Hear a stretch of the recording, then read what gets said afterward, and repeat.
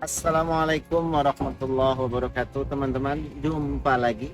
Sekarang kita akan membahas tentang makam pendiri kerajaan atau dinasti Turki Utsmani.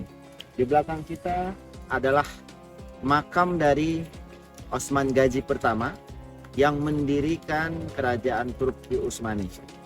Kita berada tepatnya di Bursa karena dulu Turki Utsmani adalah salah satu wilayah distrik di bawah kekuasaan kerajaan Seljuk yang ada di Konya. Kita akan bahas bagaimana perkembangan kerajaan Turki Utsmani dan kenapa namanya menjadi Utsmani. Karena nanti nama tersebut diambil dari kata pendirinya yaitu Osman. Dari Osman diubah menjadi Utsmani. Oke teman-teman, mari ikuti terus.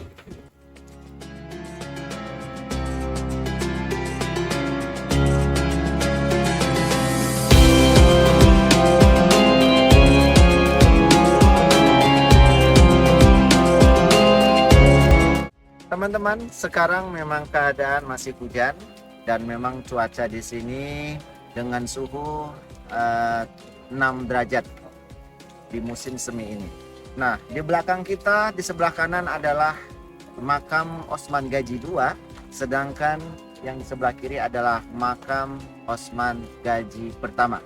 Osman itu adalah pendiri raja pertama Turki Utsmani dan yang kedua itu adalah pendiri penerus dari Osman Gazi pertama, anaknya.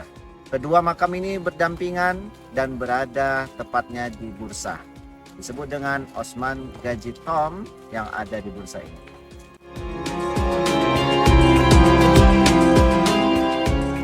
Oke teman-teman, sekarang kita akan mencoba menjelaskan asal mula kerajaan atau Kesultanan Turki Utsmani.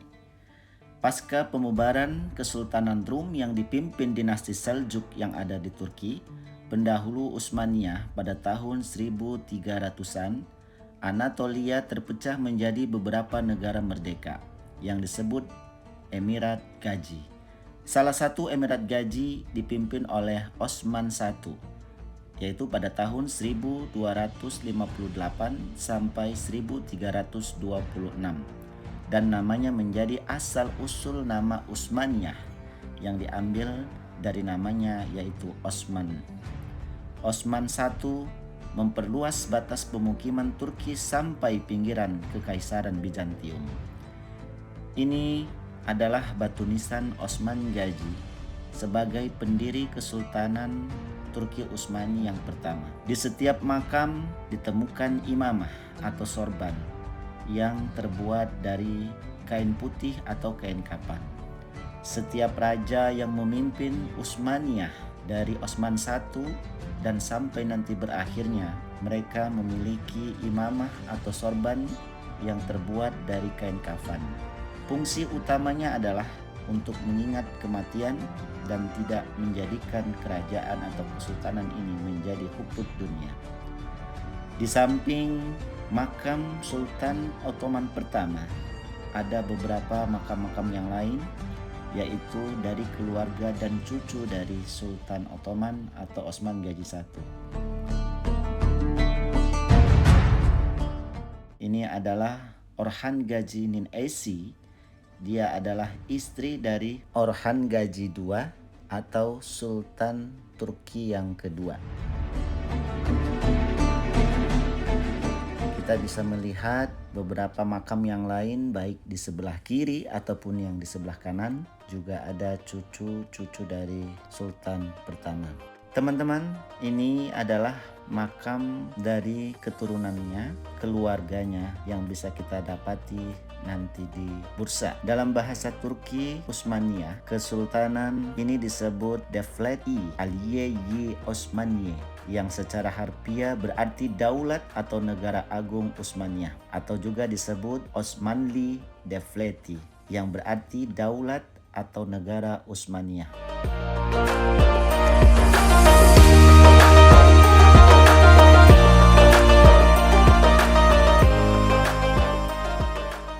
Dalam dalam bahasa Turki modern, kesultanan ini dikenal dengan sebutan Osmanli Devleti atau Osmanli İmparatorluğu atau Kekaisaran Utsmaniyah.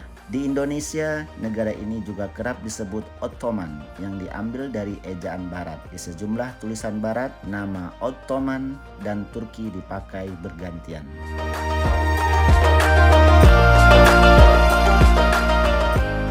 Teman-teman, kita juga sudah banyak membaca sejarah Turki. Atau bagi yang belum membaca sejarah Turki, kita tahu sepanjang abad ke-16 dan 17, tepatnya pada puncak kekuasaannya di bawah pemerintahan Sulaiman Al-Qauni, Kesultanan Utsmaniyah adalah salah satu negara terkuat di dunia. Oke, sekarang kita akan coba masuk ke makam kedua, yaitu Kesultanan Turki yang dipimpin oleh Orhan Gazi II.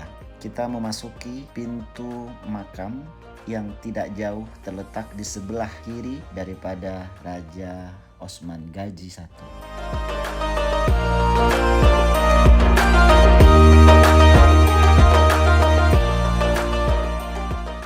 Di dalam makam sama persis dengan makam yang pertama, dan di dalam ini dibuat di dalam satu tempat seperti kubah atau musola, dan setiap hari didatangi oleh para penziarah baik dari dalam maupun dari luar.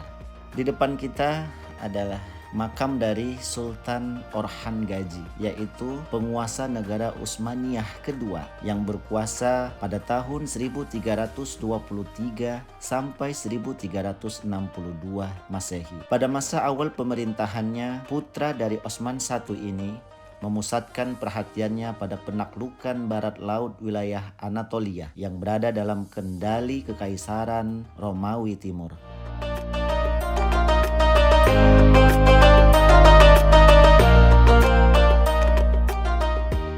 Orhan berhasil memenangkan beberapa pertempuran yang terjadi antara pihaknya dan Romawi, juga mengambil alih kepemimpinan beberapa kota. Teman-teman Al-Asjad, Orhan lahir di Sogod sekitar tahun 1281. Tidak diketahui secara pasti awal kehidupan Orhan, tetapi Orhan tumbuh sangat dekat dengan ayahnya Osman. Osman berkuasa antara tahun 1323 dan 1324, dan Orhan mewarisi tampuk kepemimpinan negara. Sesuai tradisi bangsa Turki, dia mengusulkan kepada saudaranya Aladin bahwa mereka harus berbagi kekuasaan. Namun tawaran itu tidak diterima Aladin. Akhirnya Aladin menjadi wazir atau menteri pada masa pemerintahan Orhan.